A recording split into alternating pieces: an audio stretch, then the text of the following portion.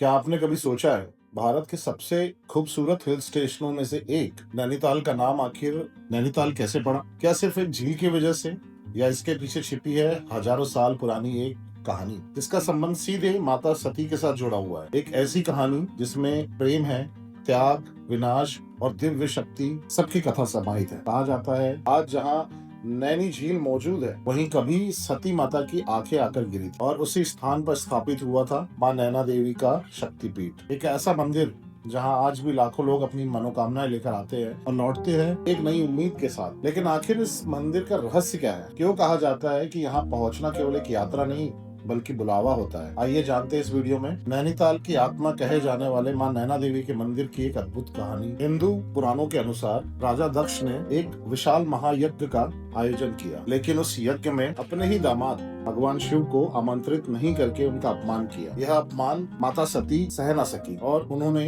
यज्ञ कुंड में स्वयं को समर्पित कर दिया। जब भगवान शिव को यह समाचार मिला तो उन्होंने क्रोध से पूरे ब्रह्मांड को हिला देने वाला एक तांडव किया। वे माता सती के शरीर को लेकर तांडव करने लगे। सृष्टि के इस विनाश को रोकने के लिए भगवान विष्णु ने अपने सुदर्शन चक्र से माता सती के शरीर के कई हिस्से कर दिए और वह हिस्से जहाँ जहाँ पर पृथ्वी पर गिरे वहाँ एक शक्तिपीठ मंदिर बन गया। मान्यता यह है कि नैनीताल में माता सती की आंखें यानी कि नयन आंखें गिरे थे, इसीलिए इस स्थान का नाम पड़ा नैना देवी और आगे चलकर पूरे नगर का नाम भी हो गया नैनीताल।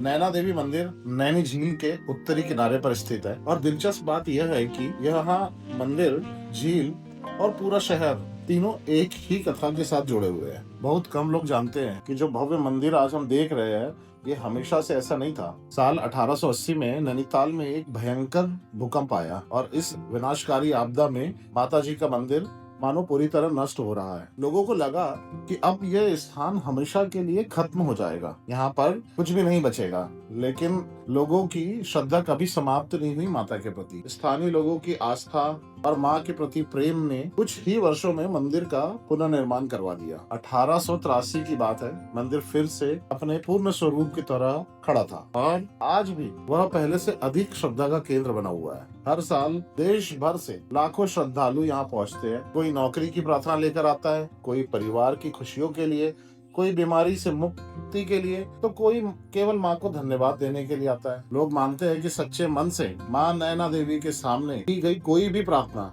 कभी भी खाली नहीं जाती और शायद यही कारण है कि यह मंदिर केवल एक धार्मिक स्थान नहीं है बल्कि करोड़ों लोगों की उम्मीद और आस्था का केंद्र बन चुका है। मंदिर के गर्भगृह में माँ नैना देवी को उनकी दिव्य आंखों के प्रतीक में पूजा जाता है। आंखें जो केवल देखने का प्रतीक नहीं होती है बल्कि जागरूकता का प्रतीक होती है, विश्वास का प्रतीक होती है, एक उस शक्ति का प्रतीक होती है जो हर भक्त की पीड़ा को देखती है। यही कारण है कि कई लोग कहते हैं यहाँ आकर ऐसा महसूस होता है जैसे माँ उन्हें देख रही हो, उनकी बातें सुन रही हो और उन्हें अपने संरक्षण में ले रही हो। समय बदल गया दोस्तों, राजा चले गए, साम्राज्य समाप्त हो गए, दुनिया आधुनिक हो गई है, लेकिन कुछ चीजें कभी नहीं बदली। नैनीताल आने वाला हर व्यक्ति आज भी सबसे पहले माँ नैना देवी के दरबार में पहुंचता है। क्यों? क्योंकि इंसान चाहे कितना भी आधुनिक क्यों ना हो जाए, उसे विश्वास की जरूरत हमेशा रहती है, उसे उम्मीद की जरूरत हमेशा रहती है और शायद यही उम्मीद माँ नैना देवी के दरबार में मिलती है। जब शाम को आरती हो रही होती है और मंदिर की घंटियां पूरे नैनीताल में गूंजती है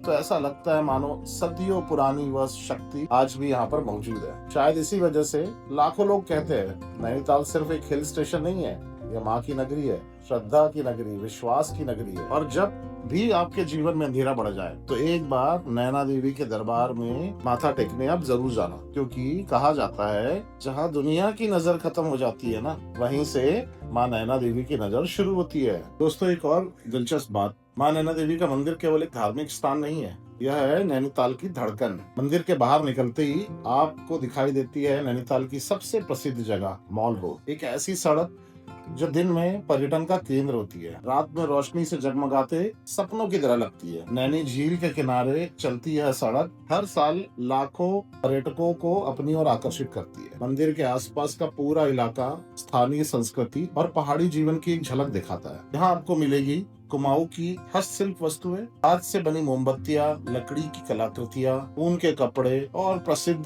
तिब्बती मार्केट। कहा जाता है नैनीताल की यादें लोग अपने कैमरे में कम और इन छोटी छोटी दुकानों से खरीदी गई चीजों में ज्यादा लेकर जाते हैं। और अगर आप पहली बार यहाँ पर आ रहे हैं दोस्तों, तो एक सवाल जरूर होता है, गाड़ी कहाँ पार्क करें? क्योंकि नैनीताल की खूबसूरती जितनी प्रसिद्ध है, उतनी ही प्रसिद्ध यहाँ की ट्रैफिक और पार्किंग की चुनौती भी है, विशेषकर जब सीजन हो छुट्टियों का। इसीलिए प्रशासन ने मंदिर और मॉल रोड के आसपास कई पार्किंग व्यवस्थाएं, सबसे लोकप्रिय पार्किंग क्षेत्रों में शामिल है फ्लैट्स की parking, Mallital parking, Sukhatal parking, Tallital parking. यहीं से श्रद्धालु और पर्यटक आराम से पैदल जाकर मंदिर की सीढ़ियों तक पहुंच सकते हैं। कई श्रद्धालु बताते हैं कि पार्किंग से मंदिर तक यह एक छोटा सा पैदल रास्ता है, एक तरफ नैनी झील, दूसरी तरफ पहाड़ और सामने माँ का दरबार। शायद इसी वजह से यह यात्रा केवल दर्शन नहीं लगती, यहाँ महसूस होता है कि माँ धीरे धीरे आपको अपनी ओर बुला रही है। और जब शाम के समय मंदिर की घंटियां बजे, झीलों में रोशनी चमकने लगे और मॉल रोड की रौनक अपने चरम पर हो, तब पूरा नैनीताल एक जीवित आध्यात्मिक चित्र की तरह दिखाई देता। यही कारण है लाखों लोग यहाँ सिर्फ मंदिर देखने नहीं आते हैं, नैनीताल को महसूस करने आते हैं, उसकी ऊर्जा महसूस करने आते हैं और माँ नैना देवी का आशीर्वाद लेने आते हैं। इसी बात पे भक्तों